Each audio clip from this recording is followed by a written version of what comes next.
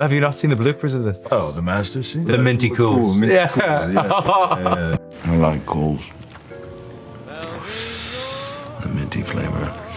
Q. Fuck you. This is the greatest thing.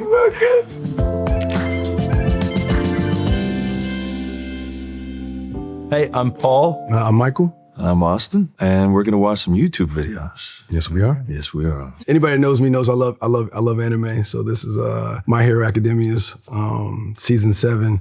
It's a death of a beloved character that you got a chance to know throughout the last 6 years or so, and this is kind of his epic moment of almost self-sacrifice in a way. So when I go to watch this entire series, this will have spoiled. No, but that's it. I ruined it for you right here. No, but it's an iconic moment and a turn for him because this moment kind of embodies who he was throughout the entire show. Right. He's like he's always at odds with the main This guy character. here. Yeah, to the left. Right, So if I can right. go.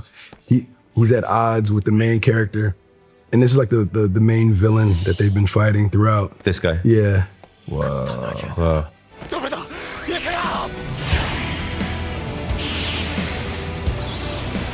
And he admits like this glycerin from his skin that he can ignite.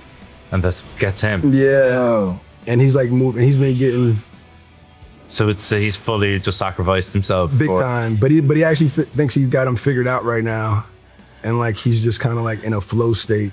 Japanese culture, their themes of like friendships, bonds, and promises, and being sometimes the odd one out. The one that doesn't belong, the one that society casts as the outcast, is usually the one that is like the hero, the one that has to kind of go against all odds to make his dreams come true, to never give up. It kind of runs through a lot of their anime, and it's just like it's something empowering about it, and very emotional, and a lot Like of noble. big time, and a lot of things that I personally kind of connect with. So you'll see similar themes throughout most of their series, and with the action too as well, and it's very visual, and The design of it's crazy. big time, Yeah, big yeah, time. yeah. And you can tell certain scenes or certain parts of it that are like, okay, they saved the budget for this one. Okay, yeah.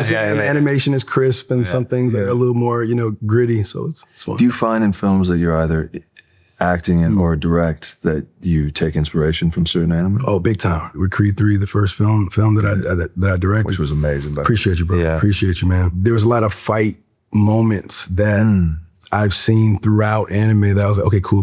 It'd be great if I could actually incorporate or get this feeling of this sequence, or how do you achieve this in animation that feels so supernatural? How can you put that in like different media. Different, Yeah. yeah. So have you watched any? I think this is the first. I've never sat down and watched like a show. Okay. Yeah. What about you? I've seen Perfect Blue, seen Paprika, Those are great ones.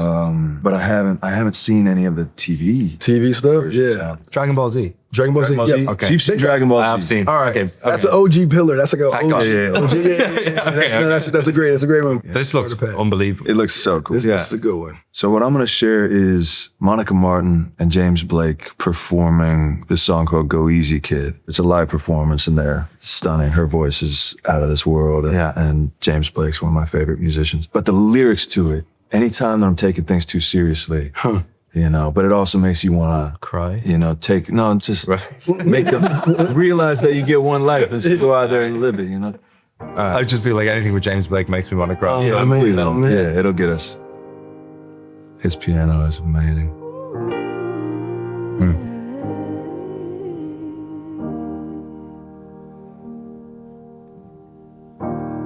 I commit myself to sabotage. See, I can get what I want, then I make it hard to hold on. Beautiful voice. Right? When was the first time you heard the song? It was, I don't know, a few years ago, I think.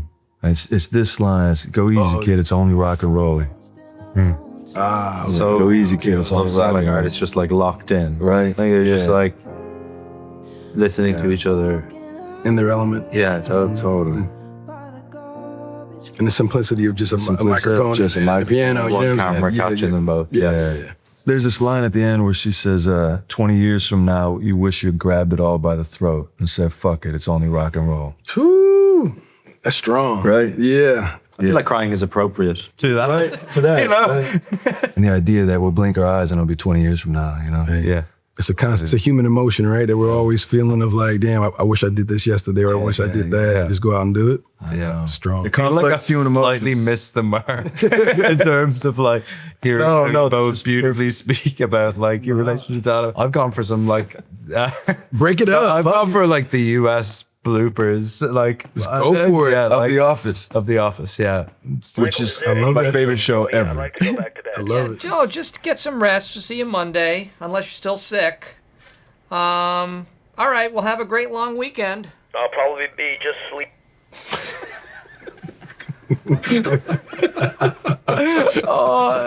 Isn't it? It's just so comforting. Yes, it is. It is. It is. Something so joyous about I old am she going is. to have kids, and I'm going to get married, not necessarily in that order. What if and she's they are going to live 55? here. What? It's the best when you see him try not to laugh. I know, and they just keep the camera rolling. Yes, yes, yes, yes. I was just talking about. I think he's one of the funniest men to do like Steve Carell. Steve Carell. One of the funniest people there. Yeah. And I am praying that I find this heinous Heinous. culprit. I would pray to Thor. I will pray to Thor himself.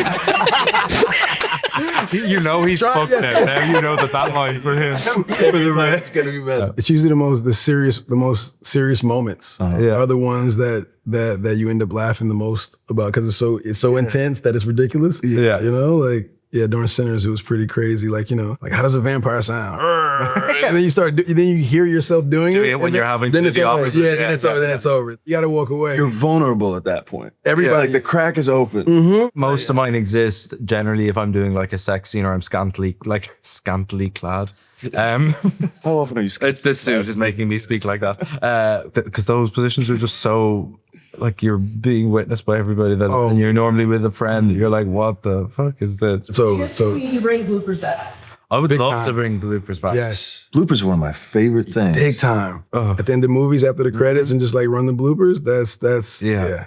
I used to, every time I would travel, I would bring the DVDs. It was before streaming, so it was Of The DVDs of The Office. And that was my comfort food. I'd be off 16 years old on location somewhere, and I'd put in a DVD. They're just It's the greatest. kind of timeless. Would you guys hang out and do this again? absolutely. I would love to. Yeah. This is it. You can, I want Yeah, to yeah. get some anime recs, listen to some sad music, and then finish it finish with with the some laughing? with some laughing. Yeah, Perfect. There we go. yeah.